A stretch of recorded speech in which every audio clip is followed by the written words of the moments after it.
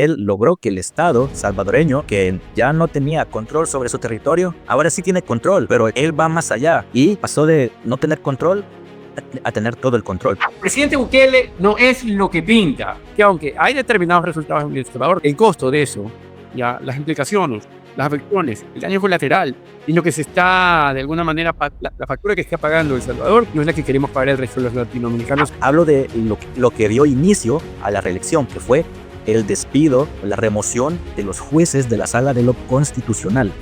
Se sabe que él era empresario.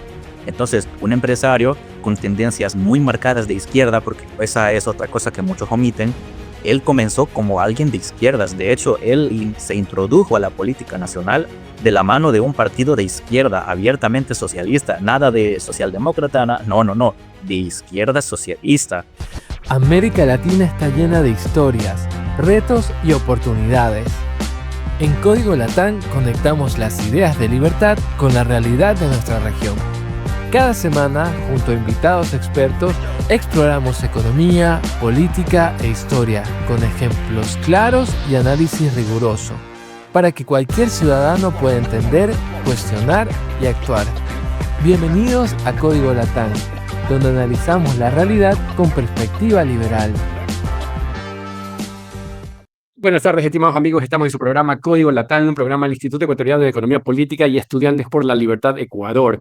Como todos los días martes, vamos a hablar sobre temas que conciernen a América Latina y en particular, el día de hoy, sobre un presidente que concita mucho la atención latinoamericana y que para muchos es el modelo a seguir. Me refiero al presidente Bukele, un joven que aparece en cierto modo de la nada para aquellos que vivimos fuera de El Salvador, pero que no es tan de la nada. Es un tipo que sabía de comunicación, es un tipo que entendía el mundo político, es un señor, es un personaje que entendía las reglas del juego político y que ha logrado, digamos, tener éxito o aparente éxito en los temas de seguridad. Éxito tal que ha dado lugar a que en muchas economías latinoamericanas o que en muchos países de América Latina se crea que Bukele o que un Bukele para cada país es parte de la solución. Bueno, pues anticipo, yo discrepo con este criterio, pero para analizar a fondo lo que está sucediendo allá, tenemos a un invitado especial, a un invitado a Estudiantes por la Libertad del Salvador, Diego Alejandro, que va a ser presentado por Jan Rodríguez, nuestro partner de Estudiantes por la Libertad de Ecuador. Así que pónganse pila a todos aquellos jóvenes universitarios que al fin tienen una vitrina poderosa para hablar de la libertad como se debe. Y ahí sí, utilizando un término mucho más adecuado, ¡viva la libertad, carajo! Como lo dice el presidente Milei, a quien sí podemos emular, porque por allá sí van las ideas libertarias, aquellas que pueden ser de América Latina, un lugar mucho más libre y próspero donde vivir. Muy buenas tardes, Jan. Por favor, le hablas a nuestro público y nos presentas a Diego Alejandro. ¿Qué tal? ¿Qué tal? ¿Cómo estás, José? Un saludo para todas las personas que son seguidores, para toda la audiencia de Código Latam, que pueden escuchar este episodio a través de Spotify y también en YouTube. Precisamente lo mencionó ya José, los vamos a estar hablando sobre Bukele, un tipo de contrastes, un tipo con mucha popularidad a nivel Latinoamérica y también precisamente en El Salvador, desde donde nos acompaña nuestro invitado, Diego Alejandro Urbina Barrera. Él es estudiante de cuarto año de Relaciones Internacionales, coordinador por El Salvador de Estudiantes por la Libertad. Así que bienvenido, Diego. ¿Qué tal? ¿Cómo estás? Mucho gusto, Jan, Joselo. Primero que nada, agradecer el espacio porque es la primera vez que convivo con ustedes. Tengo entendido que estamos en un podcast del Instituto Ecuatoriano de Economía Política, una institución bastante reconocida, lo debo de admitir. Y bueno, espero que mis perspectivas acá, mi humilde perspectiva, les sea de mucha ayuda. Bueno, empecemos por el principio, Diego. Mira, el presidente Bukele no es que llegó a tener su primer periodo o no es que llegó hace un año o dos, ya lleva algún tiempo en El Salvador, pero yo creo que nos cuentes primero cuál era el contexto de ese Salvador previo a la emergencia del presidente Bukele y cómo se fueron dando los primeros pasos o en los primeros momentos de digamos, de gobierno del presidente Bukele, puesto que me imagino, explican mucho cómo hemos llegado al día de hoy y qué se está cosechando al día de hoy en esa sociedad hermana que por mucho tiempo fue muy conflictiva, que padecía de niveles de inseguridad elevadísimos, por lo cual a los ecuatorianos que vivimos en una sociedad muy conflictiva, muy insegura, donde el narcoterrorismo, que tiene como aliado al socialismo del siglo XXI, se ha tomado nuestro país, pues haga que muchos ecuatorianos piensen, hey, tal vez lo que necesitamos es un presidente al estilo Bukele, ¿no? Pues yo creo, vuelvo a anticipar, que el presidente Bukele tiene muy buena prensa, que ha sabido venderse muy bien, pero sin embargo, es un falso Dios, como titula nuestro programa del día de hoy. Adelante, Diego. Sí, bueno, como ya bien usted lo mencionó, él no ha emergido, no ha salido de la nada, no es algo que se ha construido de un día para otro, al contrario, esto lleva perfectamente más de una década, porque quizás algunos no lo sepan o se les ha olvidado, pero el actual presidente Bukele como tal comenzó como candidato para una alcaldía de un municipio muy pequeño, se llama Nuevo Cuscatlán. Entonces así comenzó su carrera política, porque antes de eso se sabe que él era empresario. Entonces, un empresario con tendencias muy marcadas de izquierda, porque esa es otra cosa que muchos omiten, él comenzó como alguien de izquierdas. De hecho, él se introdujo a la política nacional de la mano de un partido de izquierda abiertamente socialista, nada de socialdemócrata, no, de izquierda socialista, que es el FMLN, el Frente Farabundo Martí para la Liberación Nacional, un partido que al menos yo aborrezco, pero bueno, existe. Y entonces eso es lo que muchos olvidan, que él comenzó de la mano de ese partido, primero con la alcaldía de este municipio chiquito, Nuevo Cuscatlán. Después que empezó a ganar popularidad, se postuló para la alcaldía de la ciudad de San Salvador, la principal ciudad, metrópolis del país. Ganó como tal, ganó por un amplio margen y fue cuando empezó a quizás a ganar esta inmensa popularidad, porque como tal empezó ¿cómo decirlo? Este circo, digámosle circo, porque en realidad lo que él aplicaba era populismo, un populismo, pero no un populismo de pararse en una tarima y gritar el pueblo merece esto, no, al estilo showman, a esto me refiero, al estilo showman, porque me da mucha gracia. Hubo una vez en el que él literalmente participó en una competencia de paintball, ya saben, con las armas de pintura, y como tal fue bastante viral allá por el 2015. Entonces, ¿qué pasa? Que existe paralelamente existe un contexto nacional, y es que hay un bipartidismo que prácticamente tiene secuestrada toda la política nacional. Por un lado, una derecha que yo no la llamaría derecha per se porque es como un conservadurismo corporativista. Adicional, sí había escuchado que había escuchado que el presidente Bukele, bueno, en ese entonces alcalde, había pactado con estos jóvenes de las bandas y que luego incluso hasta los traicionó, ¿no? Y que así empieza un poco emergiendo su carrera política. Pero bueno, Diego, continúa contándonos lo que nos está contando, que es bastante interesante, porque, ojo, vamos a ver, yo quiero que presten atención, estimados amigos, porque yo no quiero que se confundan. El presidente Bukele no es lo que pinta. Y pongo este tono, papá, porque me está escuchando. Y quiero que después de ver el programa usted diga, ah, mira, José lo no sabía.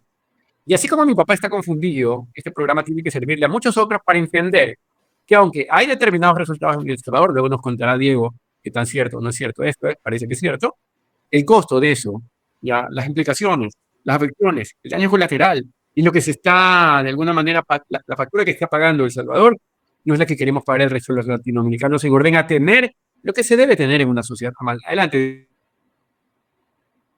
Gracias. Y una disculpa, creo que se me cortó el internet, ¿verdad? Y me sacó de la sala. Sí. Así es, Diego. Precisamente así. Nos Sí, estabas una disculpa contando por eso, pero sí. como una de las primeras cosas que se viralizó de su accionar fue este juego de paintball, que él fue mostrándose igualmente como un personaje político distinto, ¿no? Como alguien juvenil, más cercano al pueblo, precisamente. Sí, sí, de hecho ese es todavía, de hecho, su meta principal, apelar a una juventud que claramente estaba cansada de ese bipartidismo entre una derecha rancia y una izquierda socialista que literalmente quería que fuéramos Venezuela. Gracias a Dios no siguen en el poder más, pero bueno, él es importante recalcar eso porque él, el presidente Bukele, todavía mantiene esos rasgos de izquierdas, de colectivismo que lo acompañan, porque a día de hoy él todavía muestra esos como pequeños puntos. De hecho, anteayer o recientemente, porque no recuerdo el día exacto, recientemente él hizo una inauguración de un mercado municipal bastante grande y dijo algo que viene repitiendo desde hace muchos años.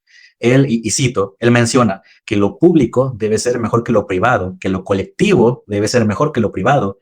Entonces, eso te deja entender, te deja bastante claro que él todavía mantiene esos rasgos. Él no es completamente de derechas como Milei, como hay gente que lo quiere pintar así, porque hay gente que dice, no, que él es como Milei.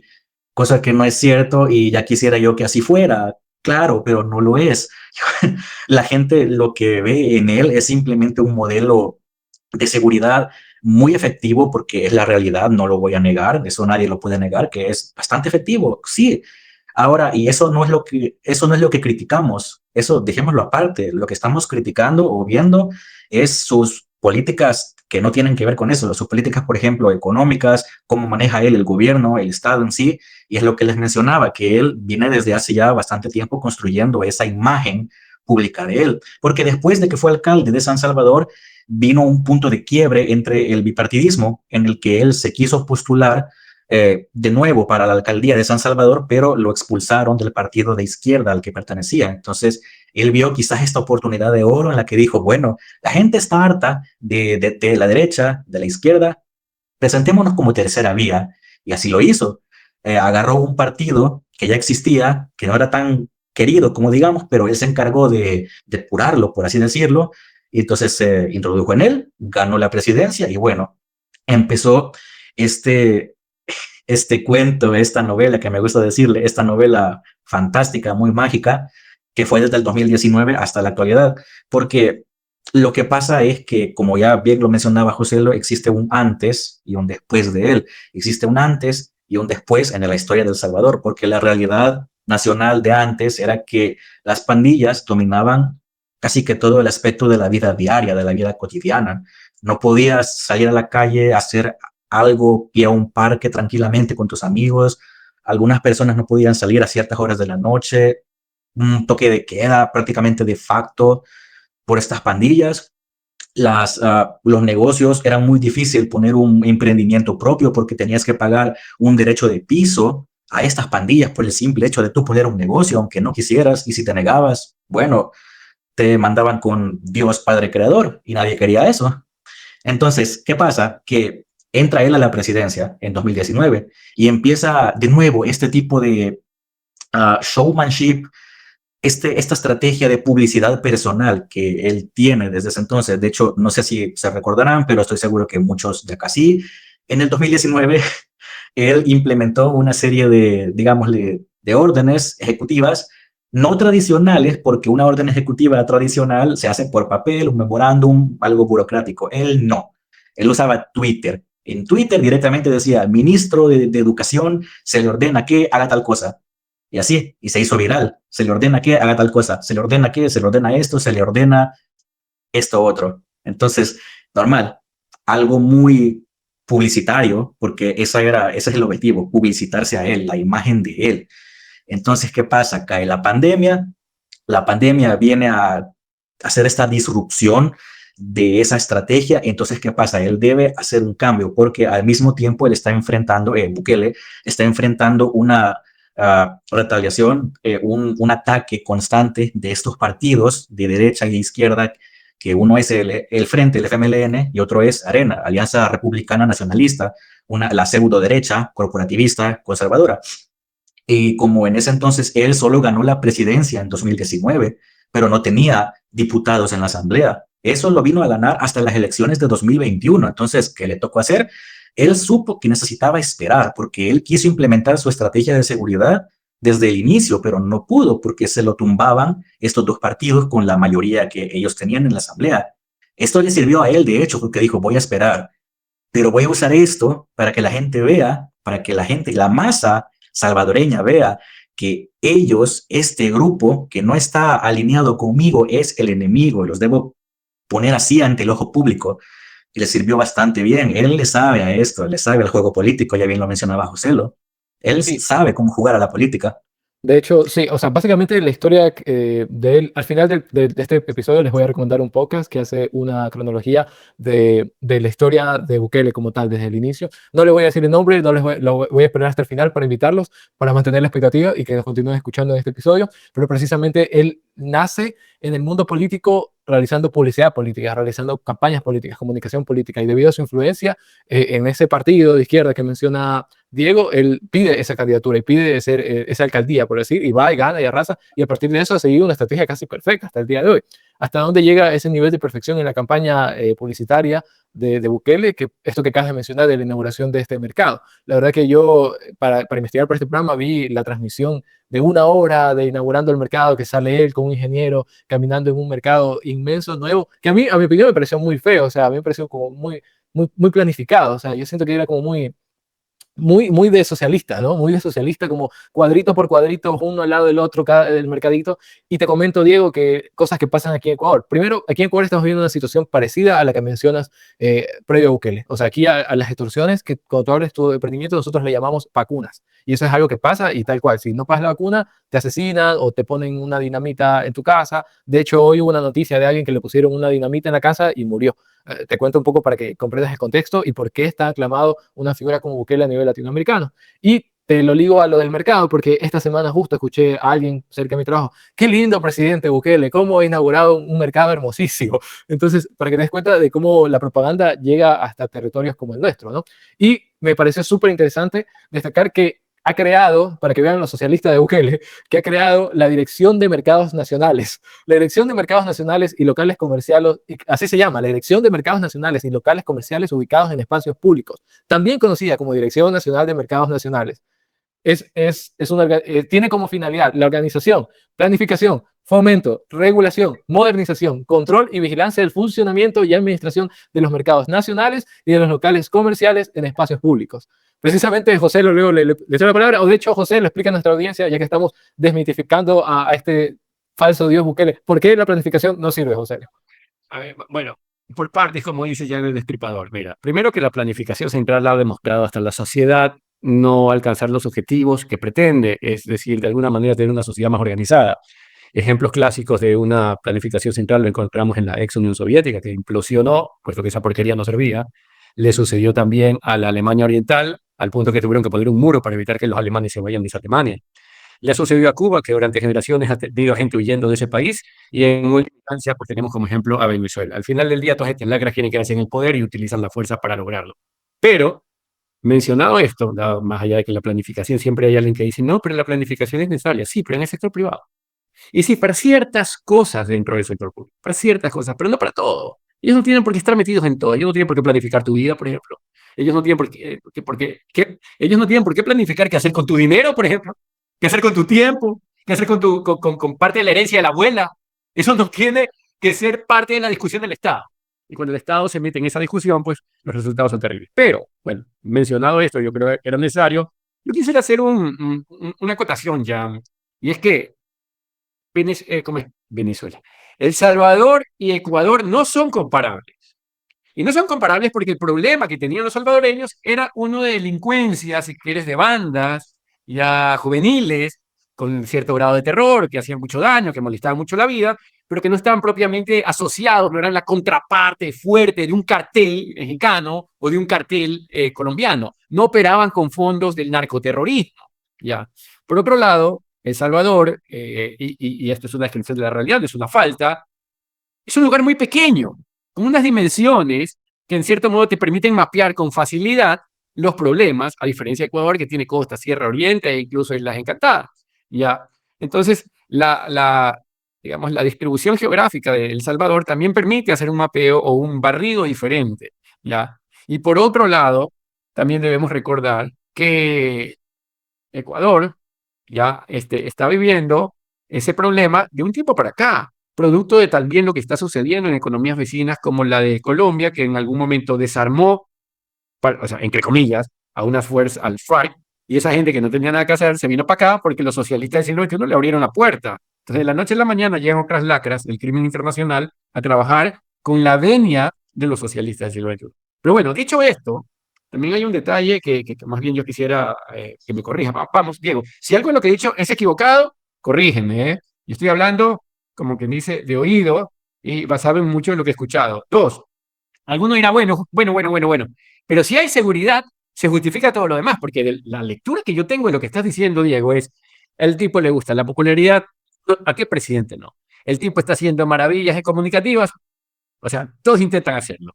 El tipo está vendiéndose bien, también es parte de lo que todos intentan hacer, pero el detalle está en el costo de esa seguridad, digamos, en la supresión de otras libertades, o el aniquilamiento tal vez de la competencia política, o el acallamiento de las voces que son disonantes, o tal vez una prensa que hoy no puede decir lo que tiene que decir, ya, porque el presidente con una mirada tal vez les pega, no sé, una especie de rayo paralizador, porque en El Salvador tal vez no tengan esa libertad de prensa que otros latinoamericanos suponen pueden tener. Corrígeme si me equivoco, por favor, Diego, adelante.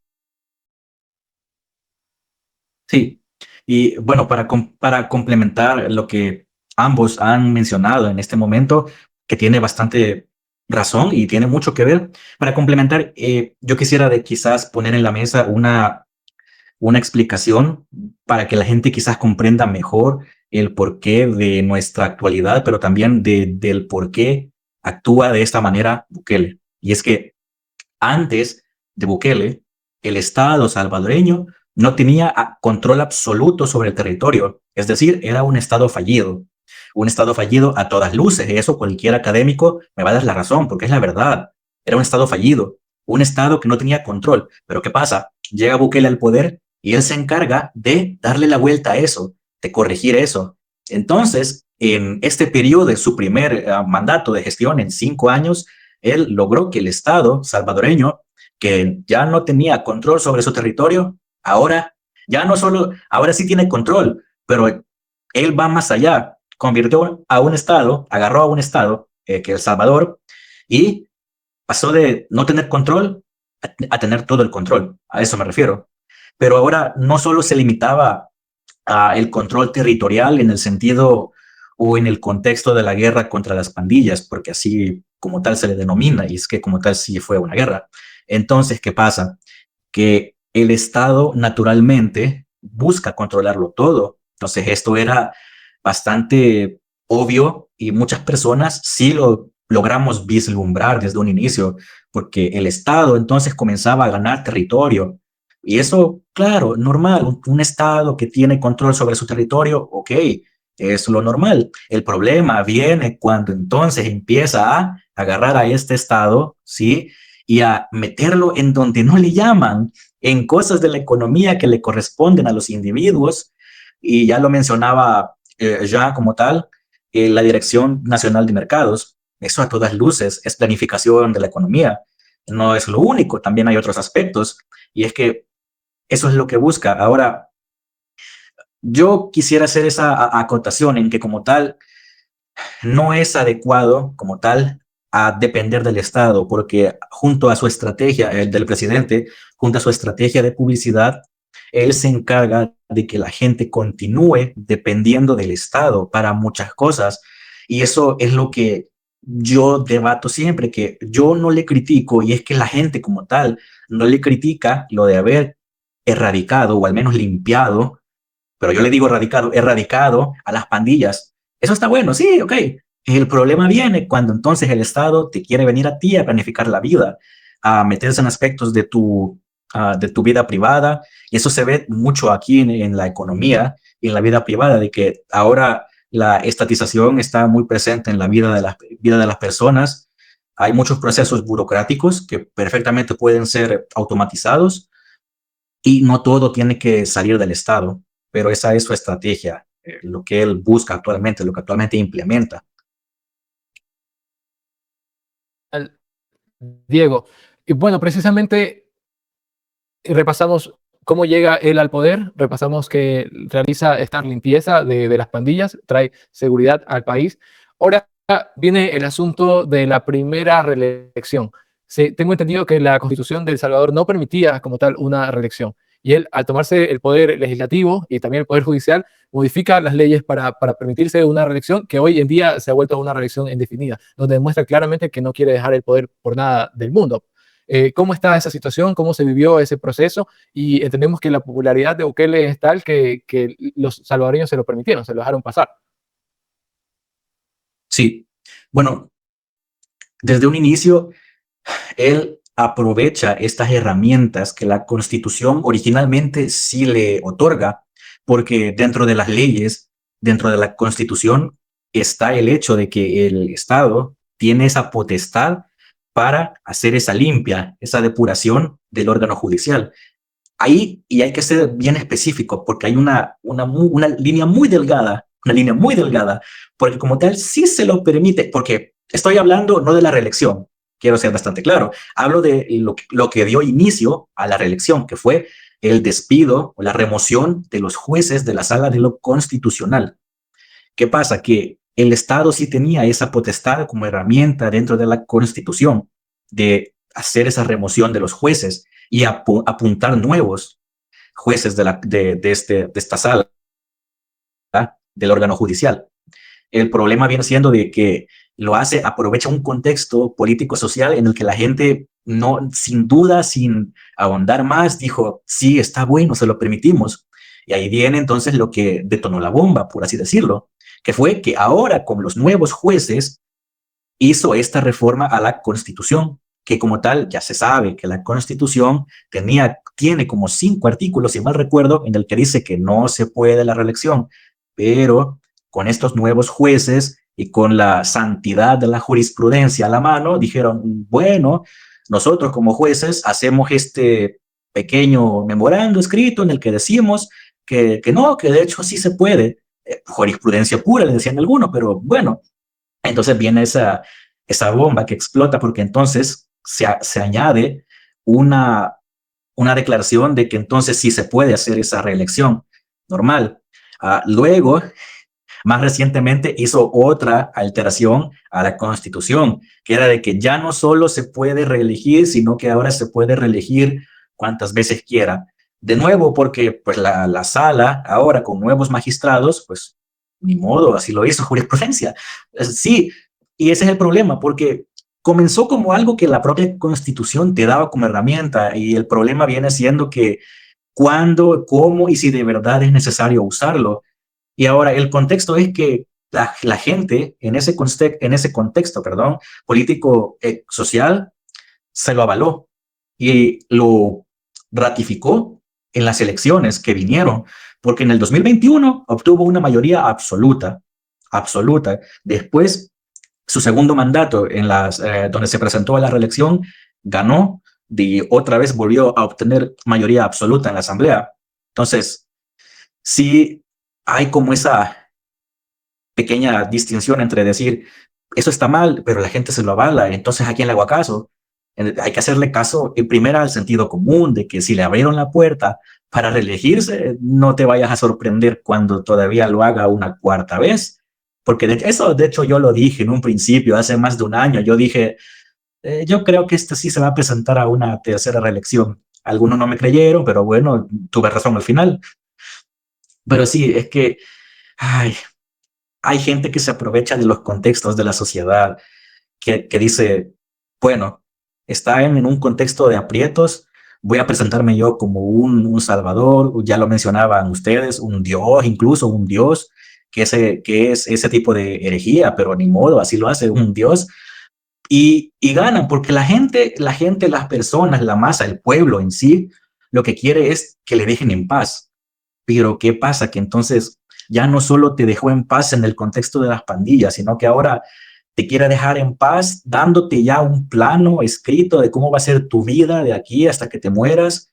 Y no, bueno, al menos yo no estoy muy de acuerdo con eso y considero que tanto Students for Liberty como el Instituto de Economía Política de Ecuador, de Economía Política, pues deben entrar en escena incluso en un país que como puede ser El Salvador, que no es el suyo original porque ustedes son de Ecuador, pero perfectamente viene muy a bien que den este tipo de perspectivas, de charlas, de diplomados incluso, para orientar mejor a las personas, de que tienen que razonar, tienen que entender que lo que puede venir puede ser en contra de ellos. Entonces ellos deben pensar con cabeza fría que si el Estado va a ser mi amigo o va a ser mi enemigo, dependiendo de lo que haga.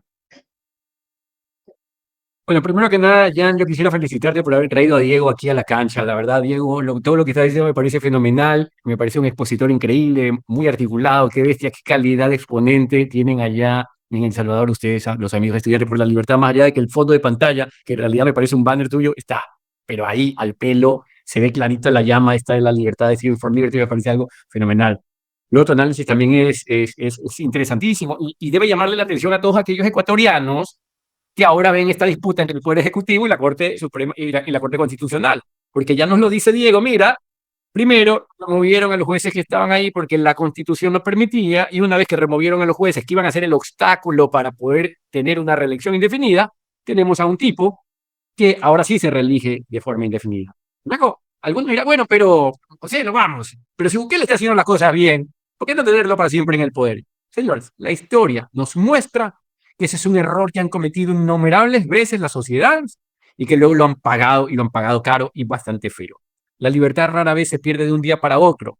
Es un tránsito que va dejando en el camino, digamos, este costo, va dejando sus muertos, digamos, tómenlo metafórico, figurado, como quieran, ¿ya?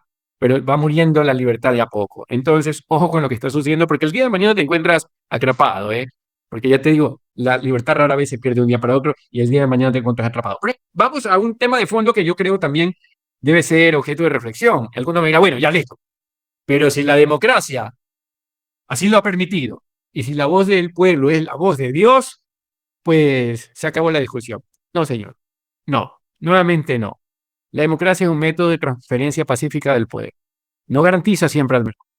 No garantiza siempre el mejor. Solamente te deja escoger entre un conjunto de personas y no garantiza siempre el mejor. Lo que va a cambiar la vida de los ciudadanos, también de las reglas de juego que permiten la coexistencia, es que también se llevan las cosas en lo económico. Si se está generando altas tasas de crecimiento, si hay mayor prosperidad y ese tipo de cosas, que son cosas que no obedecen al ámbito político, que son cosas que obedecen al ámbito económico. La democracia es a la libertad política, lo que la economía de mercado es a la libertad económica. Si no tenemos economía de mercado, nos vamos a repartir miseria, ¿ya? Y cuando nos repartimos miseria, generamos mayor inseguridad y no cortamos, no cerramos el ciclo. Pero quisiera, de nuevo, devolverte una pregunta que tal vez no esté del todo contestada para luego volver al tema económico.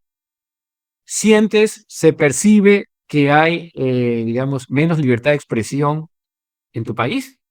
¿Sientes que hay, en cierto modo, una censura de parte del Estado para aquellas voces disonantes?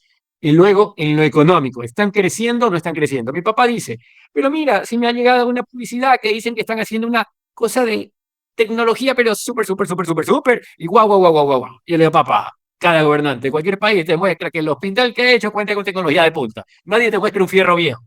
Ya. Todo el mundo te muestra la maquinita recién comprada. O al final, ni hay medicina, de repente no hay luz, de repente el fierro ese tiene sobreprecio. Pero a vez de eso, ya supongamos que tienes un hospital de primera. Enhorabuena. Pero eso no pasa solo en El Salvador. Incluso países con menos desarrollo o países sin ese tipo de presidentes, cuenta con tecnología de punta. Ahora sí, si quieren ver tecnología de punta y bien ganada y como regla, no como excepción, miren en los países desarrollados. Y los países desarrollados no tenían tiranos autoritarios ni gente que pasaba por encima de la ley. Tenían a presidentes que dejaron en lo económico hacer que las empresas jueguen su papel y al final del día se acabó la pobreza y en países como esos hasta las cárceles se están cerrando. Ojo con lo que acabo de decir. Holanda es un ejemplo de ello. Holanda, país desarrollado, una economía de mercado, con libertad económica, no tiene tiranos allá arriba que están pensando en la reelección indefinida. Tiene cárceles que se están cerrando. ¿Y saben por qué? Por falta de clientes. Eso sí parece un norte. Eso sí parece un norte. No solamente que ya no necesitan las cárceles porque la gente no está matando ni asesinando, sino que de paso la economía está creciendo y hay oportunidades para todos. Y además de eso, no hay ningún loco allá arriba que quiere reelegirse eternamente. Vamos, Diego, vamos.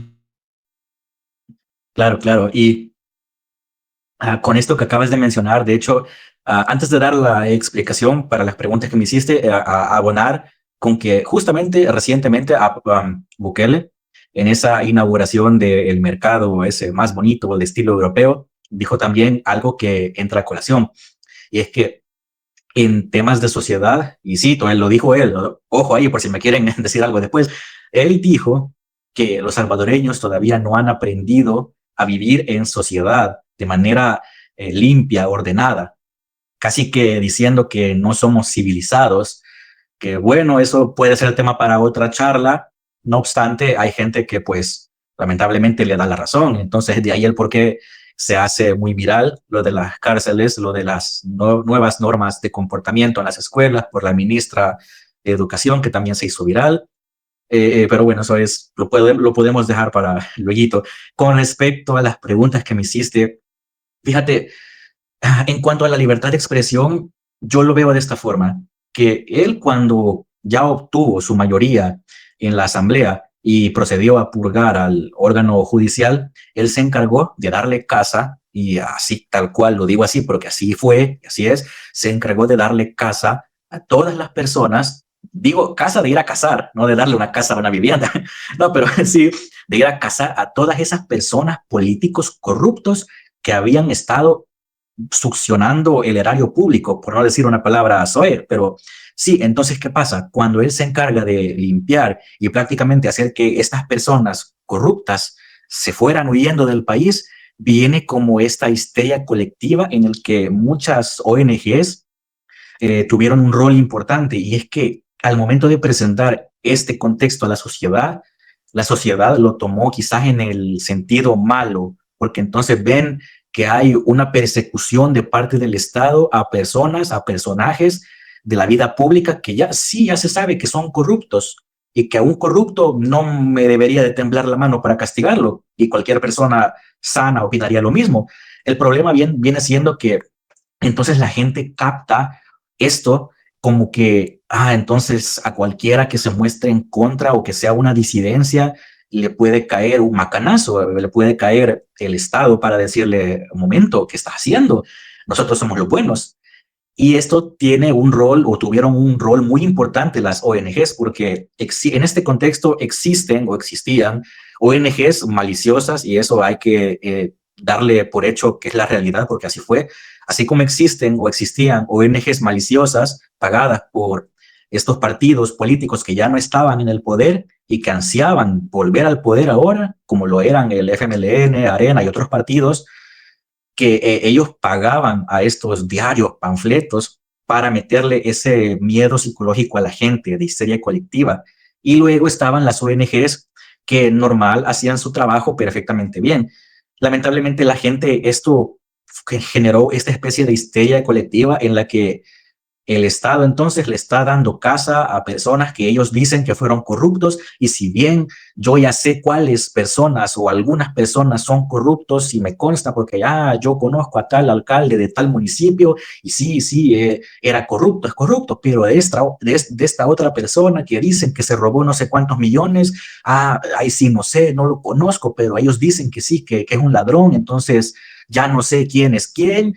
Y no sé entonces si confiarme en el gobierno que me dice que esa persona es corrupta, que pactó con las maras y que le quiere dar casa. Entonces la gente naturalmente entró en una recesión social, una recesión de libertad, en la que dijo, muy bien, ya que veo que están, por un lado, haciendo las cosas bien en cuanto a la seguridad, pero también le están dando casa a personas que la mayoría quizás ni siquiera las conozco y no sé si son corruptos, ladrones o pandilleros incluso, no voy a opinar y me voy a hacer el desentendido.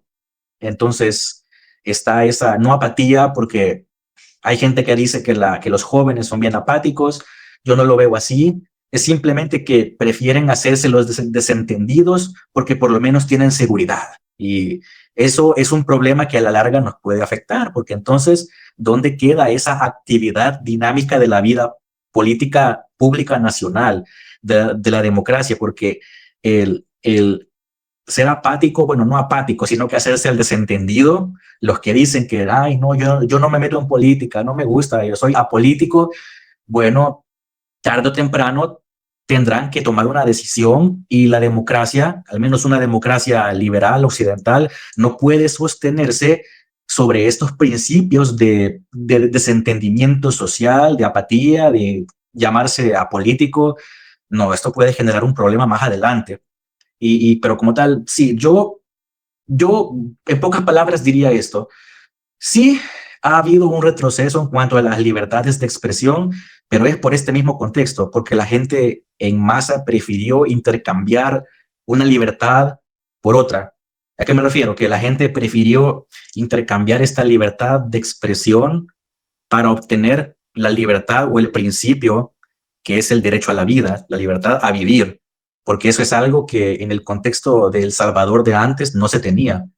quizás el principio liberal occidental más notorio y más fundamental, que es el derecho a la vida, no existía aquí. Entonces la gente, después de la implementación del régimen de excepción y del plan control territorial que se llevaron a todas las pandillas, entonces vieron esta oportunidad de ver que entonces ahora sí tienen ese derecho a la vida, pero que a cambio tienen que dar ese derecho a la libertad de expresión, que si bien yo, bueno, dudo mucho que el día de mañana, después de que esto se publique, me vayan a venir a buscar y me lleven a un lugar oscuro, ya no se vuelva a saber de mí, lo dudo mucho. No obstante, es algo que se debe debatir, porque hay gente que capaz de seguro dirá, a él lo van a censurar, lo van a desaparecer. Lo dudo, honestamente, porque no soy alguien tan relevante, yo nunca estuve en la política y me da igual, pero sí es algo que se debe tener de debates de si de verdad estamos entregando ese derecho inalienable de libertad de expresión por intercambiarlo por una seguridad, entre comillas, que nos otorga el Estado, que quieras o no, en un futuro esto puede cambiar o incluso se puede acabar. Eso por un lado. La otra pregunta que me insiste, José, lo que es con respecto a la economía, es que es un tema bastante no complejo, sino que interesante, le diría yo, porque no está creciendo la economía nacional, al menos como debería de, porque en lo que respecta, por ejemplo, a inversión extranjera directa, ha decrecido en los últimos años. La inversión extranjera ha decrecido, se está planificando mucho la economía nacional, el Estado está tomando demasiado rol, no hay una estrategia para fomentar el emprendedurismo, cosa que yo lo considero como un pecado grave, porque he notado que entre los jóvenes, entre mis compañeros, yo que tengo 24 años y voy a una universidad pública, varios de mis compañeros tienen pequeños emprendimientos y los ves ahí en la universidad vendiendo cosas, comida, a veces pulseritas, cosas hechas de manera manual, más que todo de comida. Entonces yo, desde mi perspectiva como estudiante, veo algo muy importante ahí, que es una juventud con ese espíritu emprendedor, que quieren emprender y lo están intentando como pueden, pero no hay esa estrategia del Estado que diga, ok, en lo que se pueda, vamos a fomentar eso para que entonces el sector privado tenga un rol preponderante en la economía como motor para la sociedad, para la economía y para el país, cosa que no está pasando. Entonces, ¿qué pasa? Al no estar liberado el mercado salvadoreño, se le hace muy difícil a las personas emprender. ¿Por qué? Porque si quieres emprender, debes ir a un banco. El banco a lo mejor no es tan flexible y te termina dando un préstamo con un interés muy alto, algo que si tu emprendimiento no es bueno y no triunfa, ya te vino en mal, porque entonces no podrás pagar esa deuda y no hay alguna sistema, no hay una palanca para evitar que eso pase. Entonces las personas terminan o desistiendo de su sueño emprendedor o terminan cayendo en una deuda impagable. Entonces, ¿qué pasa ahí? Se necesita, mejor dicho, que se liberen estos grilletes de la economía. Y ahí es cuando yo abogo por las medidas que implementó y que quiere implementar también Milei en Argentina, la famosa motosierra. Es que eso es lo que se necesita por aquí. Eso es lo que se necesita por acá, una desregulación masiva, una eliminación de muchos impuestos, porque acá abundan los impuestos, cosa que pues eso también afecta mucho el bolsillo de la gente, y dejar que el sector privado, esos incentivos privados sean el tronco, ese pilar fundamental del desarrollo, pero en general de la economía salvadoreña, y que alrededor de eso, si el Estado quiere participar, bueno, pues que participe, pero que no estorbe, porque el protagonista es el sector privado y muchas cosas que el Estado quiere implementar, porque hay un dicho que dice, el que mucho abarca, poco aprieta, y bueno, pues el Estado quiere abarcar mucho y ya se sabe que los resultados no aprietan y no dan abasto. Entonces, la economía no está creciendo al menos a un ritmo de lo que se debería esperar para suplantar lo que se gasta anualmente y lo que se consume y todo lo que respecta a esto, a las necesidades, a eso me refiero, las necesidades actuales Digo, del país. enlazo eso que acabas de mencionar, Diego, sobre las necesidades. Entendemos que mencionas, ¿no? Que el derecho a la vida no se está respetando en El Salvador. Y tarde o temprano la gente, los ciudadanos van a decir, bueno, ya tenemos seguridad, ¿y ahora qué? ¿Ves hacia dónde se puede orientar eso? Una respuesta corta, igual, porque estamos ya en la parte final del episodio. Sí, sí, de hecho, eso está pasando actualmente, porque ahora la guerra contra las pandillas ya se da por ganada. El gobierno ya la da por ganada y ahora solamente se dedican a patrullajes de vecindades, uno que otro loco por ahí que lo arrestan porque andaba ebrio en las calles e hizo alguna seña de pandillas y termina arrestado y salen las noticias. Sí, y la gente como tal ve esto y dice, ok, ya, ya como tal han encerrado a más de 80,000 personas aproximadamente hasta la fecha de hoy. Y la gente lo ve, la gente lo comprende, la gente entiende que como tal ya estamos en la fase de, ok, gracias por la seguridad, pero ahora qué, yo todavía tengo problemas para llegar a fin de mes, para mis deudas, quiero emprender, pero no puedo, quiero estudiar, pero trabajar, pero trabajo no hay. Entonces, ¿qué? Y viene lo que comentaba más atrás, más tempranito, que la gente busca sí o sí un apoyo en el Estado. Y entonces viene este quizás círculo vicioso en el que el Estado es el del problema, pero la gente busca al Estado para que le solucione ese problema y así, y como tal, sí, sí tiene correlación. Bueno, pues la verdad es que nos estamos acercando al final, todavía nos quedan 3, 4 minutos, pero yo quisiera hacer algunas reflexiones importantes, puesto que la gente no debe entregar su seguridad en pro de, digámoslo así, o no debe entregar su libertad en pro de ganar de seguridad. Ya la experiencia nos muestra que eso conduce siempre a algún lugar equivocado. Y además, una cosa es tener seguridad y en simultáneo a una población que se vuelve más bien obediente. Ya, cuando tienes una población que no expresa su opinión y que no vive como quiera vivir, porque el gobierno es lo suficientemente fuerte como para imponer lo que él supone es el control, lo que tiene son rebaños, no ciudadanos. Y eso es lo que sucede en las sociedades en las que poco a poco se va perdiendo esa defensa de la libertad por el pánico que tienen, por el pánico que en algunas ocasiones parece justificado, pero el pánico que al fin es la puerta por la que entran los totalitarismos, es la puerta por la que entran los autoritarismos, es la puerta por la que gobiernos, digámoslo así, fuertes, se hacen con las libertades, se hacen con el control total, más luego no quieren salir y tarde o temprano terminan corrompiéndose totalmente porque el ansia de permanecer en el poder corrompe, ya, tarde o temprano, a unos y a otros, y siempre, siempre nos muestra la historia, es dañino. Entonces, para aquellos que creen que en Ecuador estamos teniendo a un Bukele, pues yo diría, bueno, es alguien que quiere hacer la publicidad de Bukele sin los resultados de seguridad.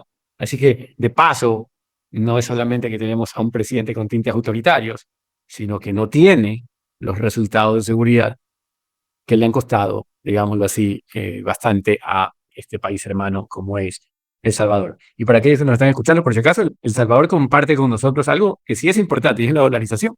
Ya, es un país dolarizado desde hace muchísimos años. Es un país que ya tenía una especie de hub de aeroportuario, no sé, había un buen tránsito de aviones, así como los hay en Panamá. El Salvador también ha tenido eso durante bastante tiempo. Es un país al que le falta hacer la tarea, al igual que a otros, y que de momento acaba de superar un problema, el problema de seguridad.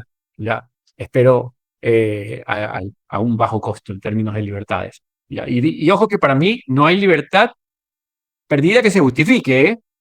Para mí no hay libertad perdida que se justifique, ¿ya? Porque la experiencia nos muestra que no es conveniente entregar tu libertad, porque tarde o temprano esos que están allá arriba terminan abusando del poder. Por eso los liberales dicen, hay que limitar el poder. Por eso los militares dicen, necesitamos un sistema de contrapesos para evitar la concentración de poder. Por eso las cortes constitucionales tienen que velar por la defensa del más vulnerable. Y no me refiero a la del delincuente. Al delincuente por mi lado que se lo lleven. Ya. A mí me da igual el delincuente. Que tenga su debido proceso, ojalá. Ya. Pero estoy hablando de vulnerable, me refiero al individuo que se pone frente al Estado. Ya. Cuando tiene la razón, tiene que tener una instancia que lo proteja frente a ese poder transitorio, ya, porque el poder debe ser transitorio. Cuando alguien llega al poder, debe pensar que va a estar ahí un rato, no para siempre. ¿Ya? Los países no son su hacienda, no son su propiedad. Y sus ciudadanos tampoco están ahí para hacerle caso, para sonreírle todo el tiempo. Una última reflexión, Diego y Jan, que estamos llegando al final del programa. Claro, claro. Sí, quizás para ir dándole cierre, yo diría esto. Nuestra causa, ya sea Students for Liberty, el IEP como tal, el Instituto X, Mises, etcétera, nosotros compartimos algo que son los principios del liberalismo, del libertarismo, y nuestro objetivo común es uno, que buscar el bienestar a través de las instituciones democráticas, republicanas, libre mercado, libertad de expresión, etcétera. Nuestras causas son nobles, entonces no deberíamos de tener problema nosotros al llegar a un país como El Salvador acá y empezar a dar charlas. ¿A qué me refiero? Que nuestras causas no tienen por qué ser un estorbo. Entonces, si nosotros de verdad queremos hacer un cambio, entonces vamos a tener que venir acá, salir, no a las calles en sí, como dice la izquierda política, sino que primero hay que destruir esa percepción de que si vamos a tratar de hablar a una escuela nos van a arrestar. Hay que primero entonces ir y dar nuestras perspectivas, porque tenemos esa libertad de expresión que no depende del gobierno, porque si al gobierno le molesta, a nosotros nos tiene que dar igual. Es nuestro derecho expresarnos como nos plazca mejor. Entonces, ir acá a El Salvador, y yo hago en sí ahorita la invitación en general, no solo para el Instituto Ecuatoriano de Economía Política, sino que para cualquier otra institución similar que si gustan, pueden y deberían de venir acá a El Salvador para empezar a implementar nuestros ideales y concientizar sobre tal. Hago esa invitación por si como tal el IEP quiere en un futuro, quién sabe, a lo mejor dar aquí una charla, un diplomado, etcétera. Deberíamos de, porque estamos en una época en la que si no impartimos nuestros principios y no los damos a conocer, esto se puede transformar en algo muy, muy desolador, porque es en estos escenarios sociales, políticos, en los que salen y emergen movimientos que lo pagan todavía más caro, porque si el presidente actual tiene tintes visibles, pero pequeños tintes de izquierda todavía, este escenario en el cual no hay una entidad como Students for Liberty o el IEP impartiendo estos derechos y estos principios, dando a conocer los principios del liberalismo, entonces es un terreno fértil para que surjan movimientos colectivistas todavía más fuertes incluso. Y esto es increíblemente desolador porque terminan siendo igual o incluso, Dios me libre, pero peores que Venezuela, como Cuba, como Nicaragua. Entonces, adelante, todo aquel que vea esto y quiera dedicarse a impartir estos principios de liberalismo que compartimos, pues bienvenido sea. Acá estamos nosotros, al menos yo, como Students for Liberty, y espero que también ustedes, como el IEP, para dar ese sustento. Excelente reflexión final, Diego. La verdad que yo de mi parte te tomo la palabra. Ya, ya vamos a reflexionar qué hacemos y algo hacemos. Así sea, eso que mencionas, hacer un diplomado quizás. Podemos hacer un diplomado online, tú allá difundes en tu universidad y luego también estaremos compartiendo los resultados de esos proyectos con los seguidores de Código Lata.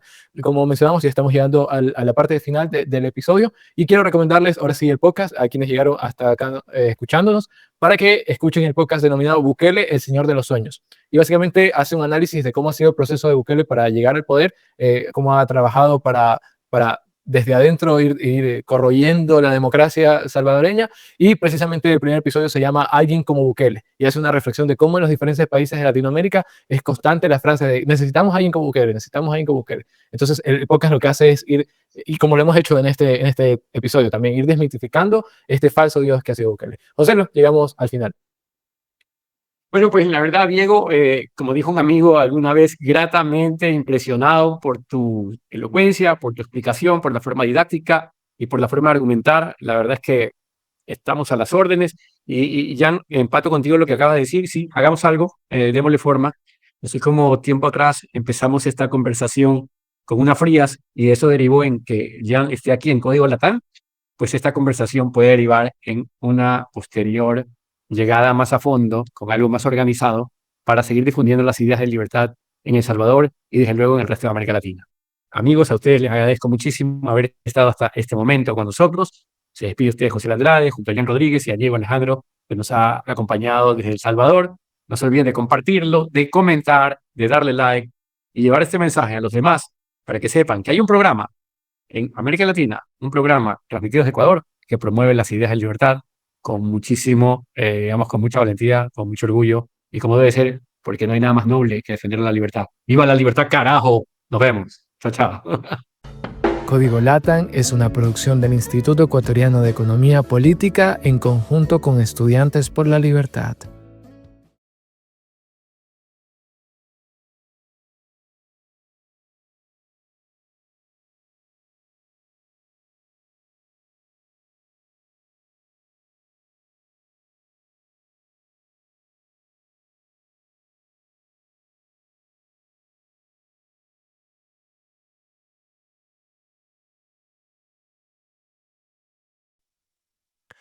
Código LATAM. Código LATAM es una producción del Instituto Ecuatoriano.